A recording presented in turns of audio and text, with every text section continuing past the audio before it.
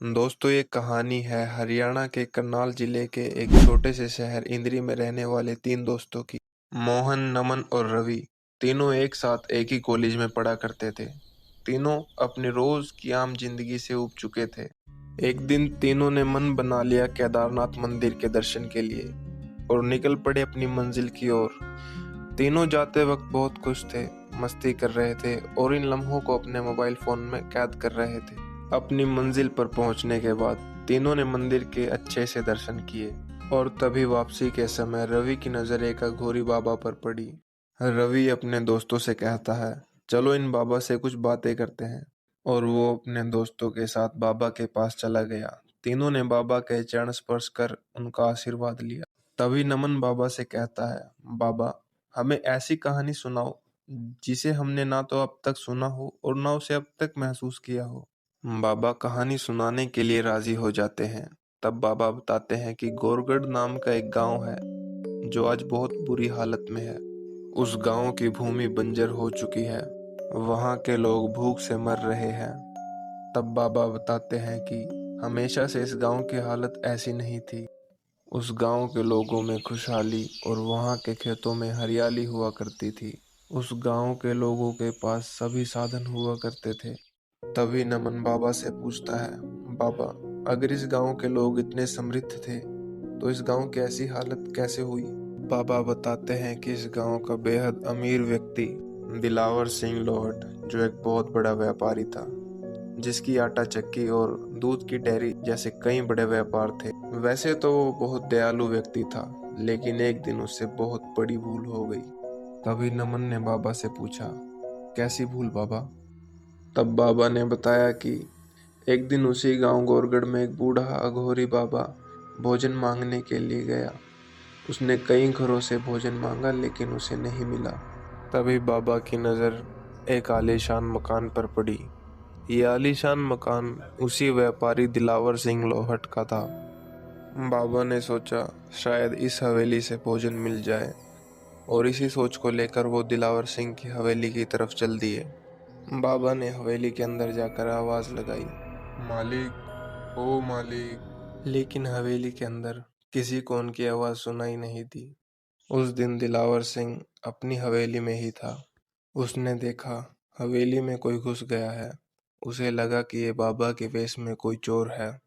दिलावर सिंह को बहुत गुस्सा आया और उसने बाबा को चोर समझकर हवेली से बाहर धकेल दिया। बाबा ने दिलावर को बताया कि मैं कोई चोर नहीं हूँ, मैं तो सिर्फ भोजन मांगने के लिए आया था। और इतना कहकर बाबा की आंखें नम हो गई। दिलावर सिंह इस समय क्रोध में था। उसने बाबा की एक भी बात नहीं सुनी और गुस्से में उसने बाबा को चोर और पाखंडी कह दिया। दिलावर के इतने तीखे शब्द सुनकर बाबा को तीव्र क्रोध आ गया और बाबा ने वो शब्द कहे जो वो कभी कहना नहीं चाहते थे। तभी तेज हवाएं चलने लगी और आसमान में बादल गरजने लगे।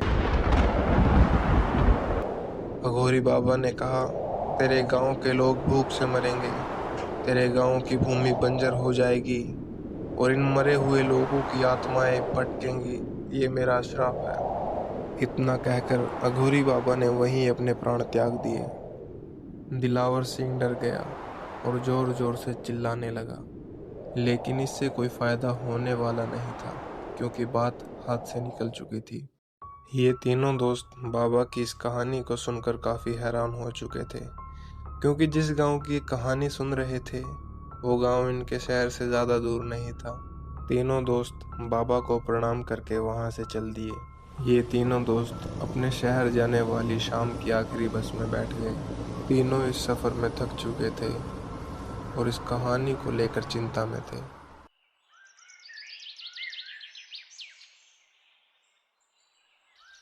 कुछ दिनों बाद तीनों ने गांव गोरगढ़ की सच्चाई जानने का मन बना लिया और तीनों मोहन की बाइक पर बैठकर निकल पड़े गांव गोरगढ़ की तरफ। गांव की सीमा पर तीनों ने बड़ी अजीब खामोशी को महसूस किया। उस गांव की हवा में बेचैनी भरी थी। गांव के अंदर जाने के बाद तीनों ने देखा गांव का वही हाल था जो बाबा ने श्राप में कहा था। तभी मोहन की नज़र दिलावर सिंह लोहट की हवेली पर पड़ी। ये हवेली जितनी आलीशान हुआ करती थी उतनी ही डरावनी दिख रही थी। शाम अब रात में बदल रही थी। समय 7:30 हो चुका था और बाबा ने बताया था 7:45 के बाद यहाँ जान को खतरा है, क्योंकि इस गांव की बुरी शक्तियाँ 7:45 के बाद और भी ज़्यादा खतरनाक और भयानक हो जाती हैं। मोहन बिना सोचे समझे हवेली के अंदर चला गया। नमन और रवि बाहर से आवाज लगाते रहे लेकिन वो नहीं रुका। नमन और रवि इस बात से बिल्कुल अनजान थे कि अब अघोरी की आत्मा उनका पीछा कर रही थी। नमन और रवि भी मोहन के पीछे पीछे भागे, लेकिन हवेली के अंदर उन्हें मोहन दिखाई नहीं दिया। तभी दोनों को मोहन के चिल्लाने की आवाज आई और उन्हें मोहन हवेली से बाहर भागता हुआ दिखाई दिया। नमन और रवि भी हवेली से बाहर भागने लगे। रवि और नमन मोटरसाइकिल पर बैठकर गांव से बाहर भागे और अपनी जान बचाकर वहां से निकल गए। थोड़ी दूर जाकर उन्होंने एक जंगल के पास अपनी मोटरसाइकिल थाम ली। तब उन्होंने इस बात पर गौर किया कि मोहन उनके साथ नहीं है। रवि नमन से पूछता है कि मोहन कहाँ है। तब नमन कहता है कि जब हवेली से बाहर भागे थे तब तो मोहन साथ में ही था, उसके बाद नहीं पता। ये दोनों घबरा गए और सोचने लगे कि अब क्या किया जाए। तब नमन और रवि फैसला कर लेते हैं कि मोहन को वापस गांव में जाकर ढूंढना होगा और वापस निकल पड़ते हैं गांव गोरगढ़ की तरफ। जाते वक्त दोनों बहुत घबरा रहे थे, लेकिन दोनों ने मोहन को बड़ी हिम्मत से ढूंढना शुरू कर दिया। नमन और रवि मोहन को ढूंढ ही रहे थे कि उन्होंने किसी के कदमों के हाथ को महसूस किया और जैसे ही उन्होंने पीछे मुड़कर देखा, अघोरी की आत्मा उनके पीछे खड़ी थी। दोनों बहुत घबरा गए और तेजी से वहां से भागने लगे। अघोरी की आत्मा के साथ और भी कई आत्माएं उनका पीछा करने लगी। दोनों बाइक पर बैठकर तेजी से गांव से बाहर भाग गए, लेकिन मोहन अब भी उनके साथ नहीं था। नमन और रवि अगली सुबह तक उन्हीं बाबा के पास पहुंच गए जिन्होंने उन्हें गांव गोरगढ़ की कहानी सुनाई थी। दोनों ने बीते हुए कल की घटना के बारे में बाबा को बताया और कहा कि बाबा, हम इस गांव को शराब से मुक्त करना चाहते हैं, क्योंकि हम नहीं चाहते कि किसी और को भी अपना दोस्त खोना पड़े। बाबा ने उनसे कहा कि मैं इस मामले में तुम्हारी सहायता नहीं कर सकता, लेकिन मैं एक आदमी को जानता हूं जो तुम्हारी अवश्य सहायता करेगा और इस गांव को शराब से मुक्त करा देगा। बाबा ने बताया कि हरियाणा में ही एक सगा नाम का गांव है जहां बाबा बख्तावर सिंह नाम के एक प्रसिद्ध बाबा रहते हैं। वे तंत्र विद्या में इतने माहिर हैं कि किसी मुर्दे में भी प्राण डाल दे और वो तुम्हारी सहायता अवश्य करेंगे। नमन और रवि बाबा बख्तियावर सिंह से मिलने के लिए वहां से फौरन चल दिए। वे पिछले 24 घंटे से सोए नहीं थे और उनके चेहरे पर थकान साफ दिखाई दे रही थी। शाम हो चुकी थी और वे दोनों बाबा बख्तियावर सिंह के पास पहुंच चुके थे। बाबा ने देखा कि ये दोनों लड़के थक चुके हैं और भूखे दिखाई दे रहे हैं। तब बाबा ने उन्हें चाय नाश्ता दिया और उनसे उनका हाल पूछा। नमन और रवि ने बाबा बख्तियावर सिंह को अपनी सारी समस्या के बारे में बता दिया और उनसे पूछा, बाबा, क्या इस गांव को श्राप से मुक्त किया जा सकता है? तब बाबा बख्तियावर सिंह नमन और रवि को कहते हैं कि इस गांव को श्राप से बिल्कुल मुक्त किया जा सकता है, लेकिन तुम्हें गांव वालों के साथ मिलकर साधुओं के लिए भंडारा आयोजित करना होगा और अघोरी बाबा की अस्थियों को जल में प्रवाहित करना होगा, जो उसी गांव में कहीं छिपाई गई है। बाबा बख्तियावर सिंह की बात मानकर नमन और रवि गांव में भंडारा आयोजित करने के लिए सहमत हो जाते हैं और अगले ही दिन साधुओं के लिए गांव वालों के साथ मिलकर गांव में भंडारा करवा देते हैं। नमन और रवि अब ये सोच रहे थे कि गांव में भंडारा तो करवा दिया, लेकिन अब अघोरी बाबा की अस्थियां कहाँ मिलेंगी और कैसे मिलेंगी।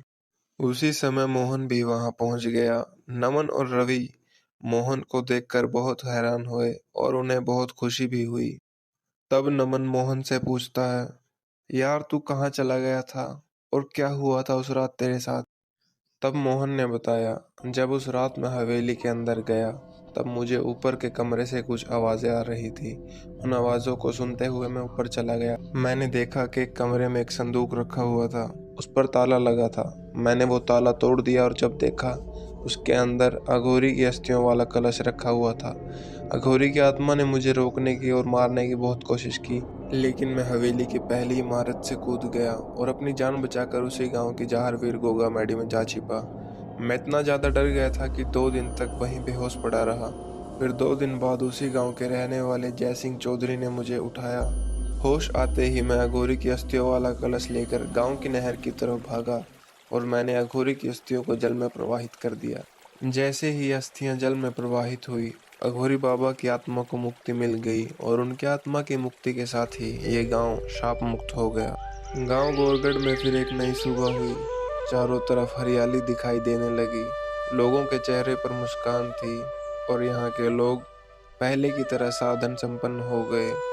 ये तीनों दोस्त इस नज़ारे को देखकर बेहद खुश हुए और फिर से अपनी रोज़ की आम जिंदगी जीने लगे।